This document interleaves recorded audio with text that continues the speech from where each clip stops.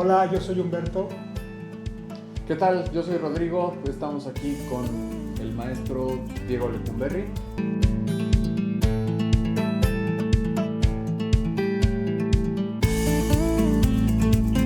Diego se convirtió en rejoneador muy joven, gracias a su tenacidad. Por eso es una historia tierra norte. Otra vez muchas gracias, Diego. Y pues, ¿cómo empiezas en este mundo? Híjole, sí, es una historia larga. Nosotros empezamos a montar en el tema del caballo, empezamos a entrar en el tema del caballo en la disciplina del salto. Nosotros empezamos con el tema de salto. La verdad es que estuve muchos años en ese tema, pero no me encantaba el tema del caballo, pero no me alcanzaba a gustar el tema del salto, ¿no? Entonces, platicando, yo vengo de una familia taurina, y platicando con mi papá y todo, pues me impulsó un poco a meterme en el tema del rejoneo, ¿no? Era el primer año que venía Pablo Hermoso a México, calentó a todo mundo, empezó a hacer famoso el rejoneo. Ya existían rejoneadores en México, pero como que faltaba ese pequeño empujoncito y llegó Pablo y pues partió el queso para todos. Y me empiezo a meter, yo acabo tomando la decisión de moverme de disciplina y me voy con el matador Enrique Fraga. Enrique Fraga, figura destacada de la tauromaquia mexicana que ha triunfado como matador de toros, rejoneador y ganadero de reses bravas. Diego comienza este camino a los 10 años de edad. 10 años. 10 años. A los 10 años comienzo con la disciplina. Empezamos a cambiar todo el tema de estar montando a la usanza inglesa, a cambiarme al tema de rejoneo. Y fíjate que le empecé a agarrar mucha afición al grado de que mi mamá se arrepentía de ¿cómo se llama? De meterme, de haber dicho que sí, ¿no? Al caballo y al rejoneo y todo eso. Y comenzamos con el matador Enrique Fraga. A los 10 años y a los 13 debuto en Tecámac, Estado de México. A los 13 años Diego debuta, resultado de su dedicación y talento. En ese momento, ¿qué toreas? ¿Vaquilla? O sea, cuando estás empezando, ¿cómo...? No, empieza la categoría como becerrista. Okay. O sea, si lo quieres ver en categorías, está el aficionado práctico, que es el que lo hace por hobby, que de repente torea festivales, en pueblos que se organizan o entre amigos, etcétera, etcétera. Después se va a becerrista, que son las personas que empiezan a buscar la oportunidad. Okay. Después va novillero, que se van nivelando dependiendo el peso del becerro, novillo o toro, y después ya tomas la alternativa y te haces un matador de toros profesional. Y bueno, pues así empezamos, ¿no? En el tema de becerrista, unos cuantos festivales, y me fui enganchando hasta que un día me ofrecen la oportunidad de irme a España, becado con el matador Gerardo Trueba. Reconocido rejoneador mexicano, fue considerado por más de una década como uno de los máximos exponentes y pilares del toreo a caballo en México durante los años 80 y 90. Yo seguía en quinto de prepa, y la verdad es que ahí sí metió las manos mis papás, y me dijeron: me tienes que entregar una preparatoria. Claro. Entonces, bueno, pues platiqué con el matador Trueba y me dio oportunidad de aventarlo al siguiente año. Terminé prepa, les di el título, y el plan era irme nada más 6 meses. Y ¿a qué parte de España? Me fui a Sevilla. A Sevilla. Estuve en Sevilla, el matador Trueba vive en Sevilla. El matador Trueba, rejoneador de toda la vida, mexicano, que en el momento que se retira decide irse a España, ya retirado y teniendo sus caballos, y bueno, teniendo ahí sus negocios. Y me voy a Sevilla, me iba a ir 6 meses y al final pues me fui un año. Un año. Le costó mucho a mis papás, sí, pero entendieron que era mi pasión. Y era montar 12 horas diarias, ¿no? Íbamos ahí a aprender. Cualquiera diría que te vas a los 18 años a España, el sueño de cualquiera, ¿no? Sí. Pero no, íbamos a hacer ejercicio, íbamos a montar, íbamos a aprender muchas cosas. Me extendieron la beca por otros 6 meses. Y ahí es donde acabo en casa del matador Luis Miguel Arranz. Oye, antes, Diego, ¿cómo se llama el matador? El con Gerardo Trueba. Gerardo Trueba. Tú eras muy joven, pero ¿qué fue diferente para ti al estar al lado de una figura como Gerardo Trueba? Cuando tú venías, bueno, de un cierto aprendizaje y de repente ya tener como ese compromiso, oportunidad y bla, bla, bla, de lo que es ya como una beca especializada en lo que a ti te estaba apasionando, ¿no? Claro, a ver, y del principio estábamos con el matador Enrique Fraga, que también gran figura del rejoneo mexicano, pero cambia toda la perspectiva cuando vas a las grandes ligas, ¿no? Tanto con el matador Gerardo Trueba como estás en España, en la cuna de la competencia, junto con Portugal, y sí cambia la presión, o sea, ahí te tienes que aplicar, como digo, ¿no? Cualquiera diría que te vas de fiesta, pero no, ahí te tenías que aplicar, porque si no, pues no hacías nada y quedabas uno más en el mundo, ¿no? ¿Cuántos como tú llegaron ahí? O sea, ¿cuántos compañeros tuviste? Mira, sí tuvimos muchos compañeros. De mi generación sí podemos contar que teníamos competencia y que nos pisábamos los talones. Fuera del ruedo muy amigos, pero dentro del ruedo nos peleábamos duro. Por ejemplo, estaba Alejandro Cendejas, estaba Rodolfo Bello. De mi generación sí habíamos muchos en eso y en la competencia. Generaciones arriba, Emiliano Gamero. Sí había demasiada competencia en México.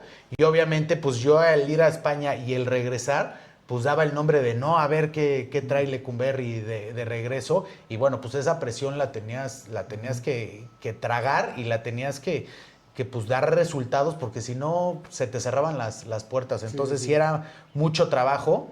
Y bueno, pues al final acabé en Madrid con el matador Luis Miguel Arranz y me recibieron, y justamente terminando esos 6 meses me invitan a quedarme allá, a estudiar la carrera allá y seguirle trabajando en el tema de los caballos y del rejoneo. Y la verdad es que ahí es donde decido regresar a México, porque pues está la cuna aquí. Ajá. Tenía ya unos caballos acá, y otra de las promesas que le hice a mis papás era terminar una licenciatura. Y me fui honesto a mí mismo y dije, si la estudio allá en España, no la voy a terminar, porque me voy a dedicar a los caballos y porque me voy a meter en otro tema y nadie me va a estar presionando. Entonces tomo la decisión de regresar para acá. Estudié administración de empresas y después tuve la oportunidad de terminar los créditos que faltaban para administración hotelera. Ah, muy bien, muy bien. Oye, ¿y cómo fue tu vida en España al principio? ¿Llegaste con miedo? ¿Llegaste con seguridad de decir, este es el reto que tengo y me lo voy a comer completito?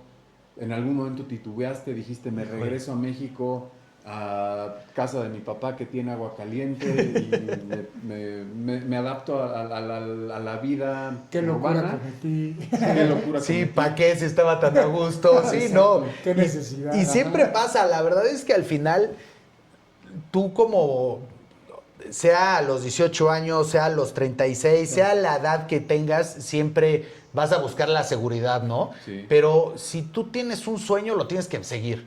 Entonces a mí me tocó a los 18 años tomar esa decisión, y yo llegué a España a tocar la puerta, porque en persona yo no conocía al matador Trueba. O sea, yo llegué con mi mochilita a tocar la puerta, a decir, soy Diego Lecumberri. Obviamente en fotos nos conocíamos, en llamadas nos conocíamos, pero en persona nunca nos habíamos conocido.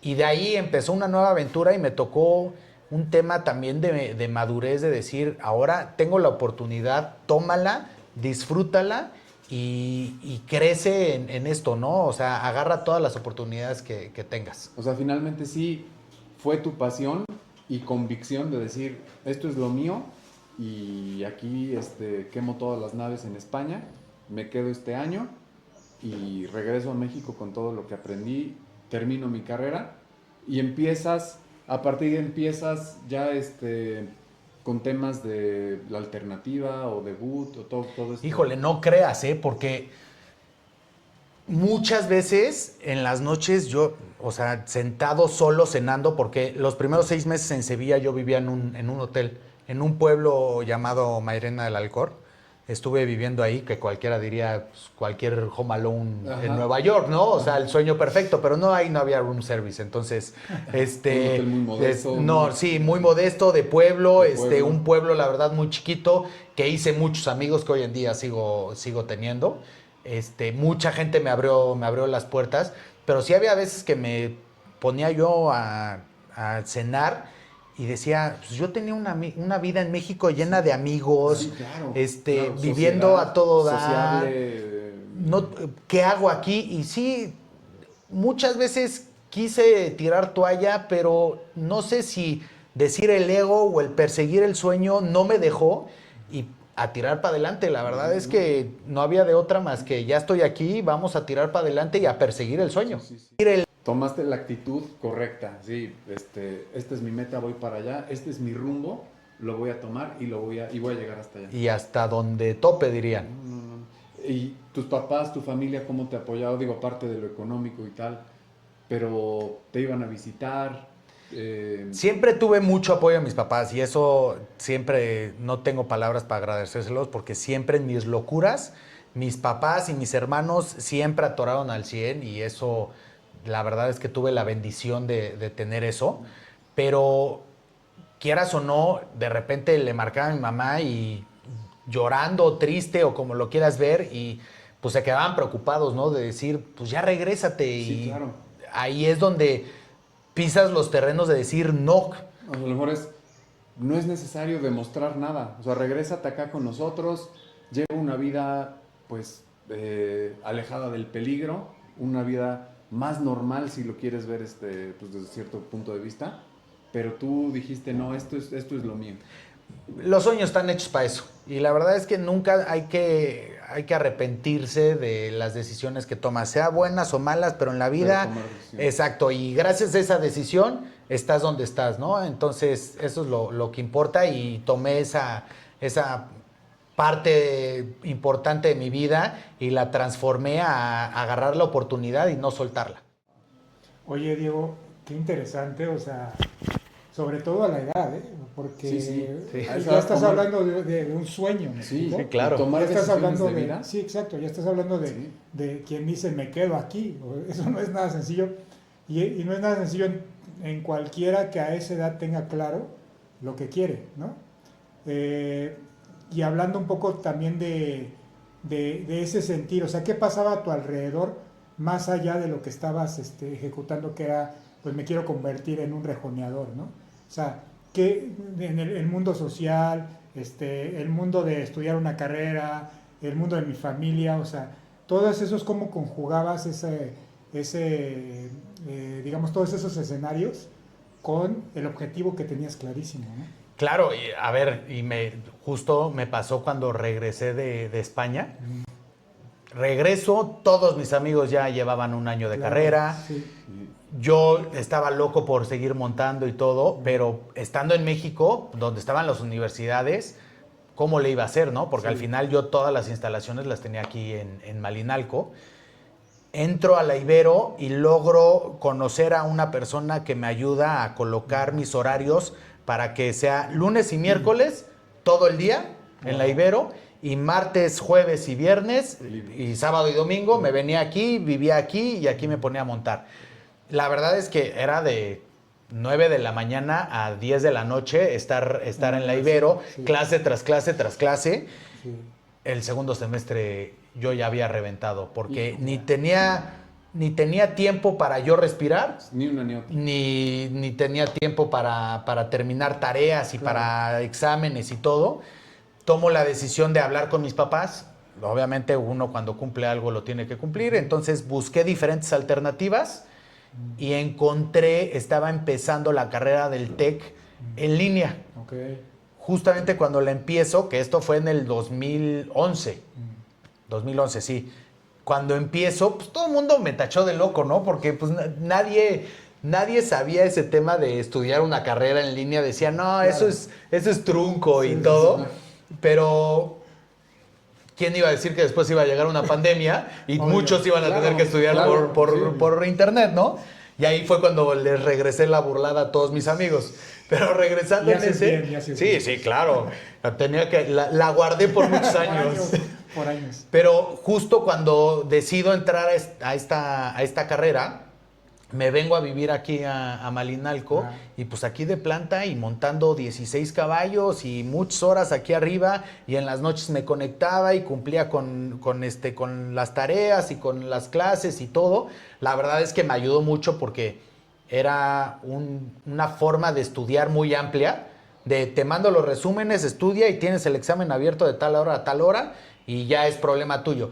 Que también me ayudó a ser maduro, ¿no? Y a responsable y a disciplinado y todo. También le agradezco mucho esa oportunidad. Cuando le digo a mis papás, también me dijeron que estaba loco, pero me dijeron, órale, te apoyamos porque pues ya estamos metidos en este problema, ya vamos hay que solucionarlo y terminarlo. Vamos a darle.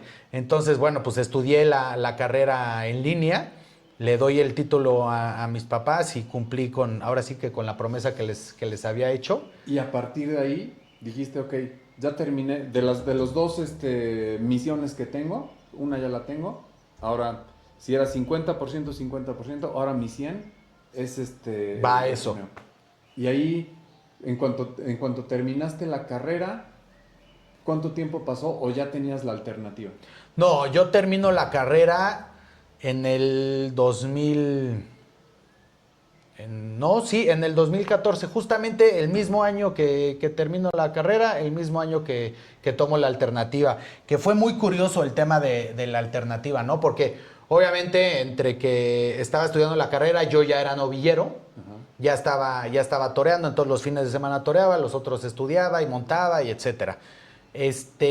Abro el Club Hípico de Malinalco, yo fui el que lo reactivó porque ya habían unas instalaciones ahí vacías, abro mi escuela de equitación, tengo unas clases y todo como un negocio aparte que me apasionaba porque pues era enseñarle a niños pues la oportunidad que yo tuve y hice muchos buenos alumnos y formé algo muy importante y de ahí termino la carrera y termino la carrera y me concentro en el tema de la alternativa, ¿no? Me empiezo a meter ya más a novilladas, etcétera. Pero un año antes de terminar la carrera, por X o Y razón, yo acabo dentro de un cartel de Pablo Hermoso, que era Rodolfo Bello, en ese entonces ya era matador de toros, acaba de tomar la alternativa, Pablo Hermoso y, bueno, un servidor que iba como novillero todavía. Entonces tengo la oportunidad de entrar a ese cartel en Chilpancingo Guerrero. Se hace la corrida, toreamos y era la primera vez que podía, o sea, que tenía presencia con Pablo o que hablaba con él. O sea, ahí lo conoces. Ahí lo conozco y en la misma corrida, ¿no? Yo nunca había tenido la oportunidad de conocerlo en persona. Ni en España ni nada, porque por X o Y razón nunca las agendas coincidimos, ¿no? Y tengo la oportunidad de conocerlo, termina la corrida, que bendito sea Dios nos fue muy bien, cortamos una oreja en nuestro segundo toro, termina la corrida y terminando me acuerdo perfectamente que el maestro Pablo me dijo, oye, vámonos, la próxima semana te veo en mi rancho de San Miguel. Y dije, va, que no sé qué, agarro y la siguiente semana le marqué y ahí nos vemos y llegué a montar con él, un tipazo, la verdad es que se portó extraordinario conmigo. Y terminó muy chistoso una anécdota, terminando de montar, me dice, bueno, pues como que ya es hora de comer, ¿no? Pues yo dije, pues ya me está diciendo, órale, ya vámonos que tengo hambre. Y le dije, bueno, maestro, pues muchas gracias. Y me dijo, no, es hora de comer, vente, vamos a comer. Y me sentó con su familia a comer. La verdad es que se portó un gran tipo, se portó conmigo muy bien. Y terminando la comida, pues yo me tenía que regresar, pues estaba en San Miguel e iba al DF. Terminando la comida, me dice, oye, ¿sabes qué? Si tienes oportunidad y juntas una lana, te veo en Estella. Te paso el teléfono de mi hermano para que le marques cuando tengas el boleto y nos vemos por ahí.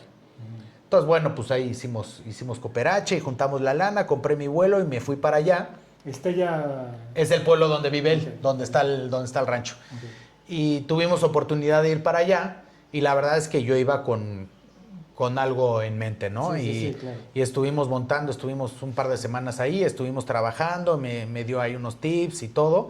Y en un momento que lo vi solo en su sillero, dije, ahora es cuando. Y llegué y le dije, maestro, yo nada más vine para que me confirme la alternativa el próximo año. Sí.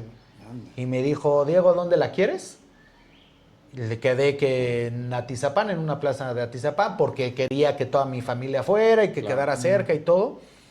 Y me dijo, no te preocupes, yo hablo con el responsable de la corrida y yo me organizo y tú nada más le marcas al matador Varona, que es el dueño de la plaza, y queda el festival.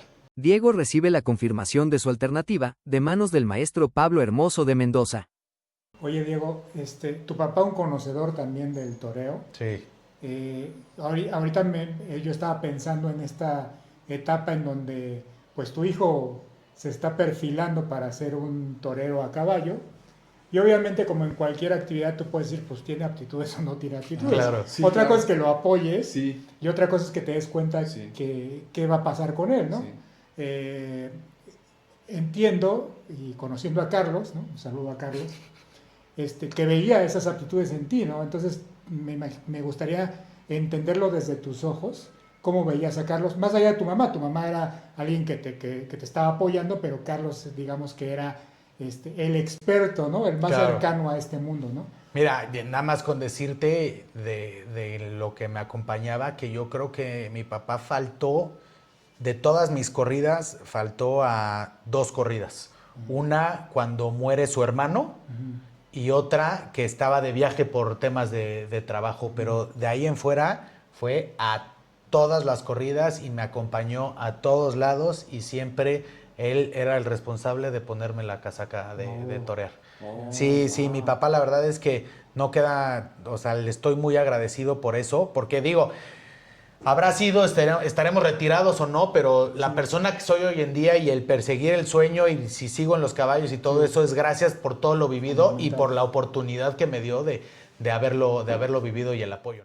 Bueno, Diego, y entonces, después de la alternativa, ¿cada cuándo empieza la frecuencia de ahora en 2 semanas aquí, 2 semanas acá? ¿Cómo fue ese ritmo?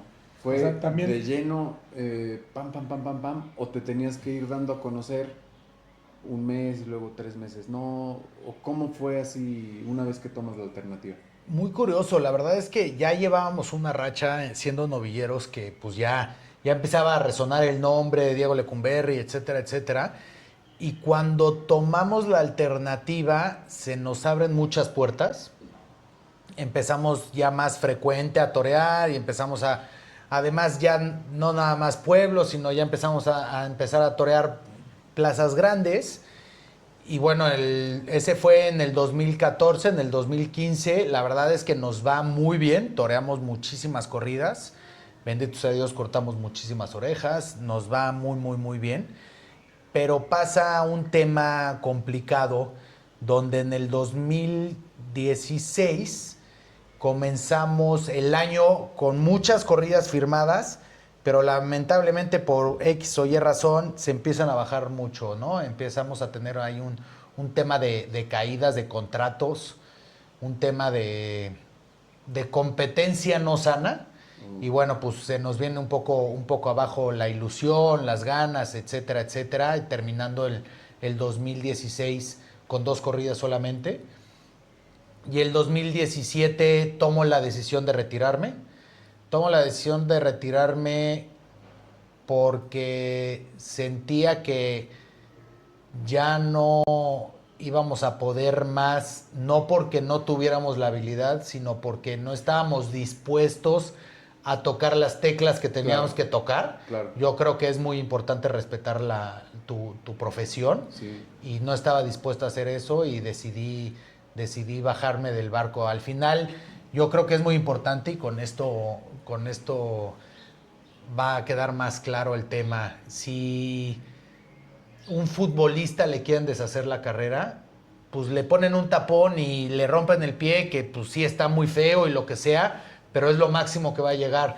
Si a un torero, que pasan muchos jóvenes hoy en día y que es una pena, si a un torero le quieren arruinar la carrera, le ponen un toro toreado o le ponen algo que no va y al final eso es atentar con la vida del ajeno, ¿no? Y tuvimos unas muy malas experiencias donde decidimos taparnos, dejarnos a un lado el tema del rejoneo, pero seguir con el tema de los caballos. Yo tenía todavía la ilusión del tema de los caballos, tenía la escuela de Malinalco, seguía montando aquí, teníamos la oportunidad por tener las instalaciones de seguir teniendo los caballos y seguía muy metido en los caballos, tal vez ya no en los ruedos, pero seguía persiguiendo mi sueño, que era el tema de los caballos. Oye, Diego, me regreso un poquito al 2014, es cuando te recibes la alternativa. Correcto. Y ahorita estabas platicando como un poco de este desenlace de ese periodo 2017, ¿no? Pero ya para ti, ¿qué fue? O sea, al final estabas cerrando un ciclo, o sea, estabas cumpliendo con un objetivo que era, quiero ser un torero a caballo profesional, y ya estabas recibiendo como el título, por así decirlo, ¿no? Sí, claro. O sea, ya a manos aparte de quién, ¿no? De Pablo Hermoso de Mendoza. Ese periodo cuando digamos que todo fue ya vivir el sueño que habías perseguido durante años, ¿qué sentías ahí? ¿Cómo lo viviste?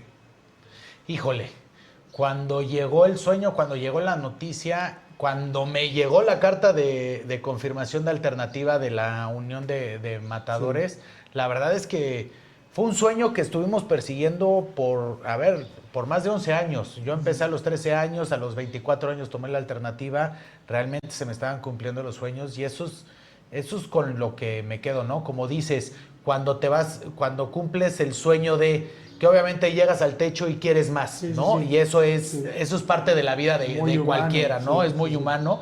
Y el querer más no significa que eres un aborazado, no. Sino que llegas y quieres, o sea, nunca te vas a quedar ni sentarte en los laureles.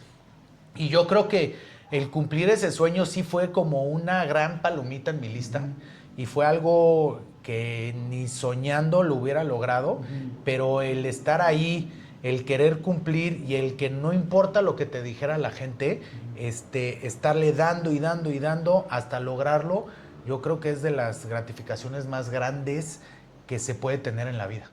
Ahorita mencionabas algo que creo que nos pasa a muchos, ¿no? Que llegas a ese momento y quieres más. Y tal vez esos momentos te nublan un poco de lo que realmente está pasando, ¿no? Claro. Porque es humano, o sea, sí. Hoy que lo platicamos a la distancia, aunque sea corta, pero a la distancia, como que te das cuenta de esos grandes momentos que pasaron y te ayuda un poco a reflexionar tu logro, ¿no?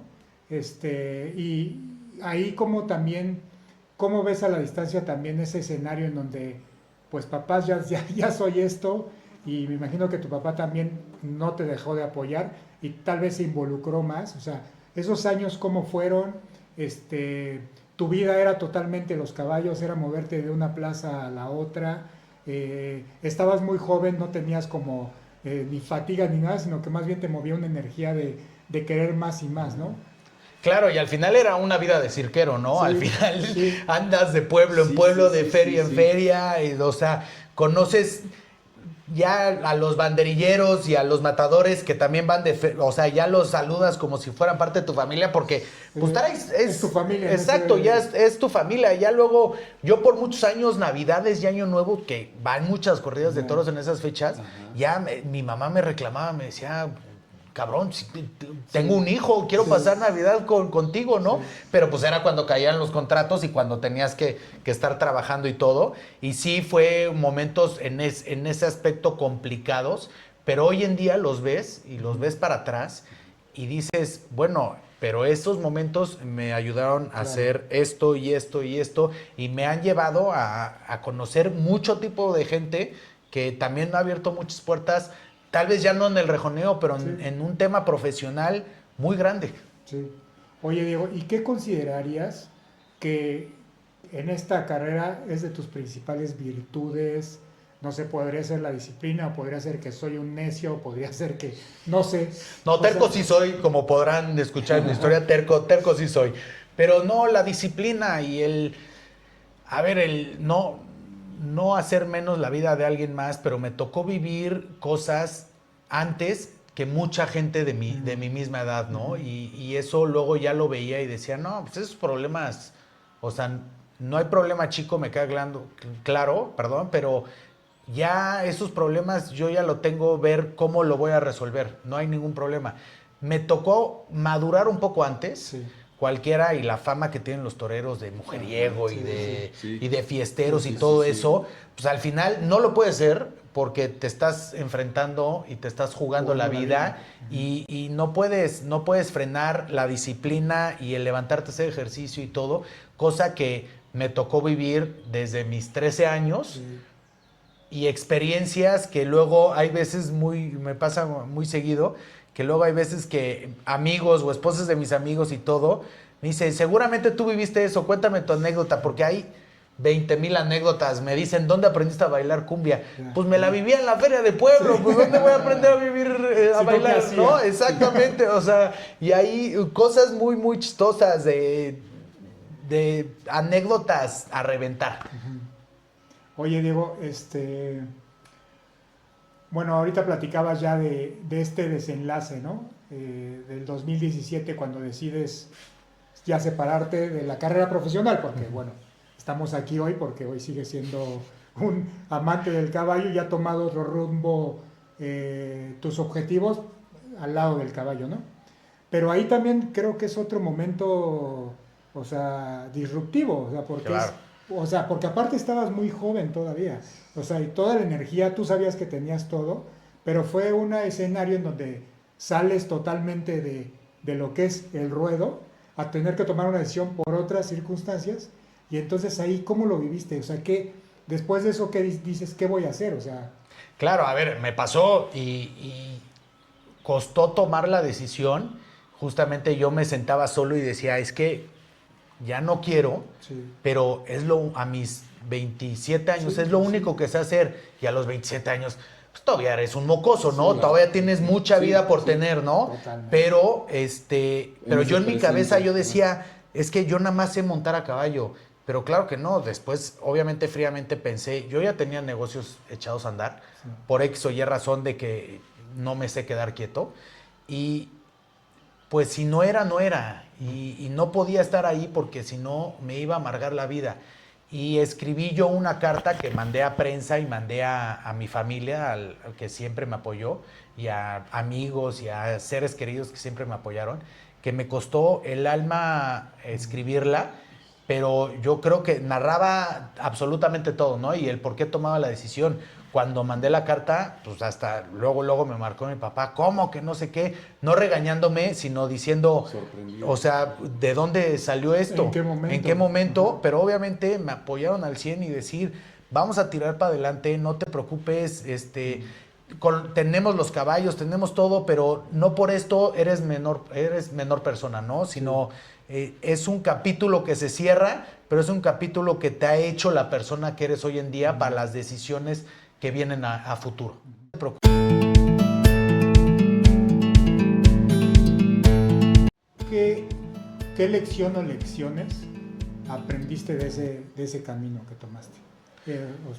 Bueno, o sea, independientemente a lo que ya nos has platicado, porque pues también el tiempo te ayuda a ver temas que en ese momento tal vez no estabas La tan, madurez. Sí, tan que no. frescos, tan presentes. Que no veías claro, ¿no?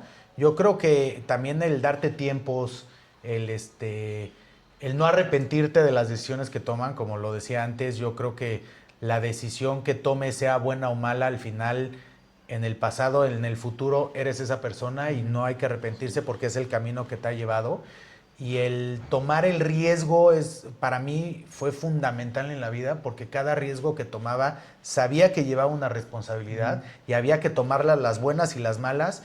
Y bueno, pues al final soy la persona que soy hoy en día, sea buena, sea mala o sea regular, soy la persona que soy hoy en día y yo creo que no te puedes arrepentir de lo que haces. Muy bien. No, pues te felicito, Diego. No, pues muchas Excelente, gracias, Rodri. excelente. Gracias por recibirnos. Ya saben que es su casa. Gracias, Diego. Excelente. Okay.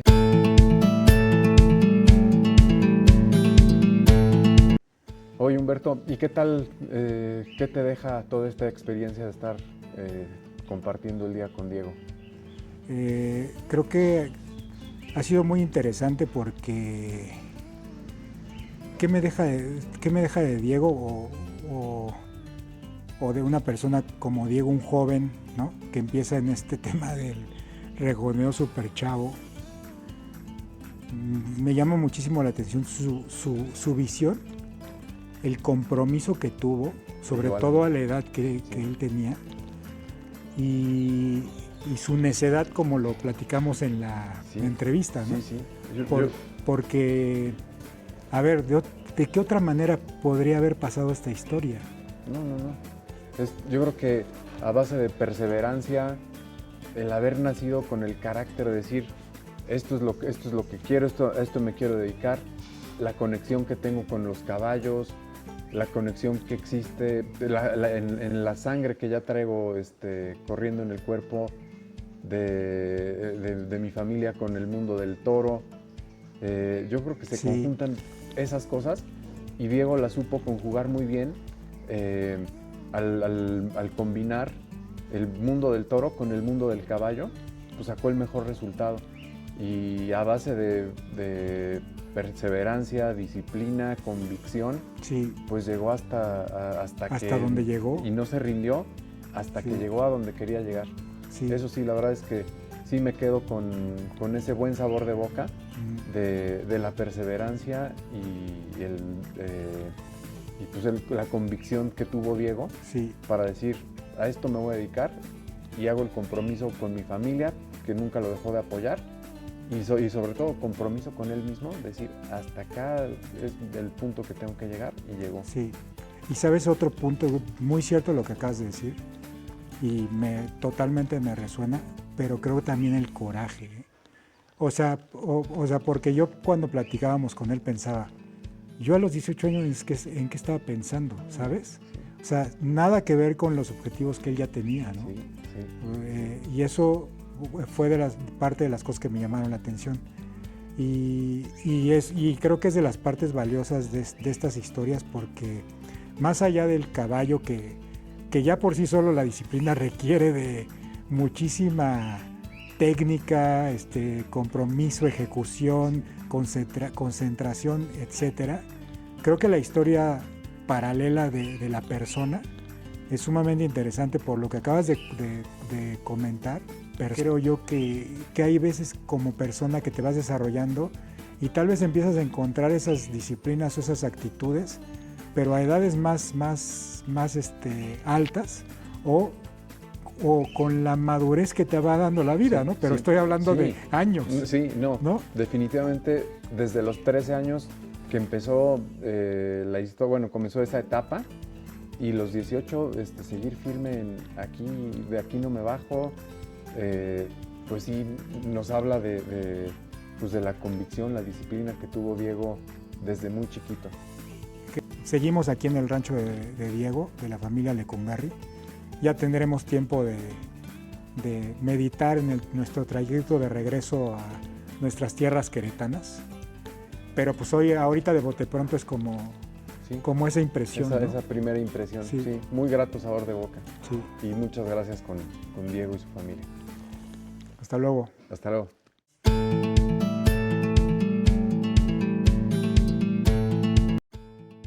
Y para terminar la visita, qué mejor que pedirle una clase a Diego Lecumberri, un profesional del caballo. Debo decirles que en 30 minutos recibí 20 instrucciones que desconocía. Fue un lujo tenerlo como maestro. La historia de Diego es única. Podría empezar describiéndola como una historia de perseguir un sueño y alcanzarlo. Pero eso no sería suficiente. Su historia es mucho más que eso. Es la historia de un niño, adolescente y joven con una meta muy clara, que tuvo la madurez para perseguir un sueño que involucraba montar un caballo, enfrentarse a un toro y arriesgar la vida. De ese tamaño es esta historia. Diego no solo fue un necio, también fue tenaz, disciplinado, enfocado, paciente, fuerte, entre tantos otros adjetivos, cualidades y aptitudes que podría nombrar de él, de un niño, un adolescente y un joven. Como dije, no es una historia de lucha para alcanzar su sueño, porque cuando lo alcanzó a los pocos años, tuvo que tomar otra gran decisión y dejar esa carrera por la que tanto había luchado. Para eso también se necesita carácter y madurez. Esta historia nos deja muchas reflexiones. Tú tendrás las propias. Para mí es una historia de éxito y resiliencia. Solo Diego sabe las veces que cayó y se levantó en estos años. Estoy seguro que muchas. Pensaba en cómo describir a Diego y en su página web encontré la respuesta. Diego se describe así. Soy un jinete desde los 7 años, apasionado del mundo ecuestre. Desde muy joven he dedicado mi vida a entender, entrenar y trabajar con caballos de forma respetuosa y comprometida. Hoy Diego sigue junto al caballo, pero de otra forma. Con su empresa Lecumberri Horse Master, da servicios a la industria del entretenimiento. Realiza dirección técnica y dirección creativa de escenas ecuestres para cine, series y producciones de gran formato. Esta nueva etapa de su vida es también una historia que le pediremos a Diego nos platique. Bueno, me despido, y como en las películas, esta historia continuará.